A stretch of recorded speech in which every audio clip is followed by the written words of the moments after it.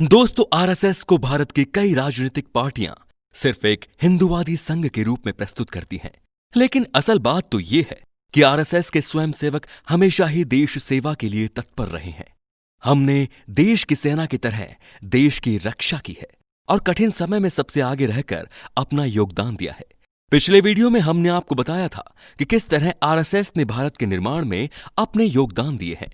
इसी कड़ी में एक प्रमुख योगदान गोवा को पुर्तगालियों के शासन से आजाद कराना और इसे भारतीय गणराज्य में मिलाना भी था। आरएसएस ने गोवा के स्वतंत्रता संग्राम में वो भूमिका निभाई थी जिसे कभी नहीं भुलाया जा सकता। आज हम आपको इसी के बारे में कुछ बताने वाले हैं दोस्तों। वैसे क्या आप जानते हैं कि गोवा की आजादी को लेकर नेहरू जी की क्या राय थी और वो कौन कौन से आरएसएस कार्यकर्ता थे जिन्होंने गोवा की आजादी के लिए अपना बलिदान दे दिया था? अगर आप इन सवालों के जवाब जानना चाहते हैं तो वीडियो को पूरा देखना और हमारे चैनल आरएसएस समर्थक को सब्सक्राइब भी जरूर कर देना। तो दोस्तों, आप सभी तो ये जानते ही होंगे कि भारत को 1947 में अंग्रेजों से आजादी मिली थी। लेकिन क्या आप ये जानते हैं कि अंग्रेजों के अलावा भारत के कुछ हिस्सों पर फ्रेंच और पुर्तगाली लोग भी शासन किया करते थे? ऐसी ही एक जगह थी गोवा, जो आज भारत का सबसे छोटा राज्य है और पर्यटन की दृष्टि से दुनिया भर में प्रसिद्ध है। गोवा पर पुर्तगाली लोग शासन किया करते थे और 1947 के बाद भी वो वहां पर शासन किया करते थे। जब भारत ने पुर्तगाली सरकार से गोवा को भारत में मिलाने की सिफारिश की तो उन्होंने इसे साफ साफ इनकार कर दिया। यही नहीं, इन्होंने इस मामले पर बेहुदा टिप्पणी करते हुए कहा कि पुर्तगाल गोवा पर शासन नहीं कर रहा है, बल्कि ये उनके देश का अभिन्न अंग है। पुर्तगाली सरकार ने तो ये भी कहा कि गोवा पर भारत का हक है ही नहीं, क्योंकि जब पुर्तगाल ने गोवा को जीता था उस समय भारत गणराज्य था ही नहीं। ये बातें सुनकर हर भारतवासी का खून खौल गया और वो चाहते थे कि भारत सरकार अपनी सेना को भेजकर पुर्तगालियों को वहां से खदेड़ दे। लेकिन पंडित नेहरू जी ने ऐसा नहीं किया। उन्होंने सेना को गोवा नहीं जाने दिया और पुर्तगाल की सरकार से बातचीत करके मामला सुलझाने की बात कही। साल 1953 तक गोवा के लोगों ने स्वतंत्रता की मांग तेज कर दी थी और जगह जगह सत्याग्रह किए जा रहे थे। अब समय आ चुका था कि आरएसएस मैदान में आए।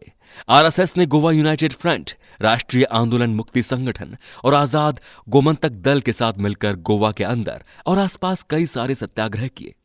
22 जुलाई 1955 को आरएसएस के नेतृत्व में स्वतंत्रता सेनानियों की इस टोली ने दादरा और नगर हवेली के एक पुर्तगाली पुलिस स्टेशन में घुसकर वहां के सार्जेंट और कांस्टेबल को मार दिया।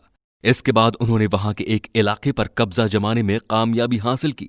15 अगस्त 1955 को आरएसएस से प्रभावित होकर कर्नाटक जन संघ के एक नेता केसरी जगन्नाथ राव जोशी ने करीब 3000 आंदोलनकारियों की भीड़ इकट्ठा की और आजादी की मांग लेकर शांतिपूर्ण प्रदर्शन किया।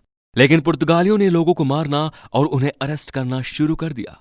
उन्होंने भीड़ पर ओपन फायर कर दिया और इस दौरान 2 दर्जन से भी ज्यादा लोगों ने अपनी जान गंवा दी थी और कई सौ लोग बुरी तरह से घायल हो गए। महाराष्ट्र सीमा से लगे गोवा के एक गांव पत्रा देवी ने पुर्तगालियों के खिलाफ विरोध प्रदर्शन करते हुए उज्जैन के संघ प्रचारक राजा भाऊ महाकाल शहीद हो गए थे। इस घटना को याद करते हुए पत्रा देवी में उनका एक स्मारक भी बना हुआ है। इसके बाद भी न तो पंडित नेहरू जी ने और न ही भारत सरकार ने अपने रुख को बदला, लेकिन आरएसएस ने ऐसे ही कई सारे आंदोलन जारी रखे। 24 नवंबर 1961 को भारत की एक यात्री नाव पुर्तगाली शासन वाले गोवा से जुड़े एक द्वीप अंजीदीव के पास से गुजर रही थी। तभी पुर्तगाली सशस्त्र बलों ने उस पर गोलियां चलाना शुरू कर दी। इस घटना में नाव में बैठे एक इंसान की मौत हो गई और कई सारे लोग घायल भी हो गए।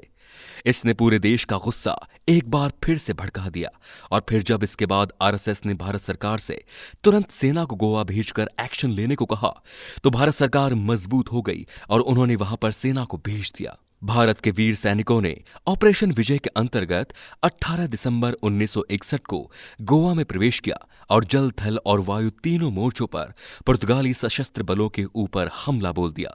पुर्तगाली सेना सिर्फ 36 घंटे ही भारतीय सेना का सामना कर पाई और अगले दिन 19 दिसंबर 1961 को रात के 8:30 पर उन्होंने भारतीय सेना के सामने घुटने टेक दिए।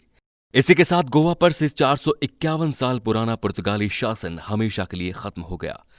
पुर्तगाल ने बाद में बहुत हाथ पांव मारे, ब्रिटेन और अमेरिका जैसे देशों का साथ भी लेकर आया, पर भारत के सामने उनकी एक न चली।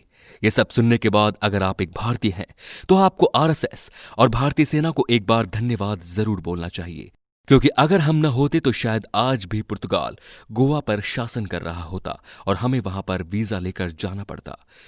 क्यों, सही कहा ना दोस्तों? अब इसी बात पर वीडियो को एक लाइक जरूर कर देना और इसे अपने सारे दोस्तों के साथ शेयर भी जरूर कर देना। सारी दुनिया को जानना चाहिए कि भारत के वर्तमान स्वरूप की रूपरेखा तैयार करने में आरएसएस का कितना बड़ा योगदान है। तो जाते जाते हमारे चैनल आरएसएस समर्थक को सब्सक्राइब भी जरूर कर दें। धन्यवाद।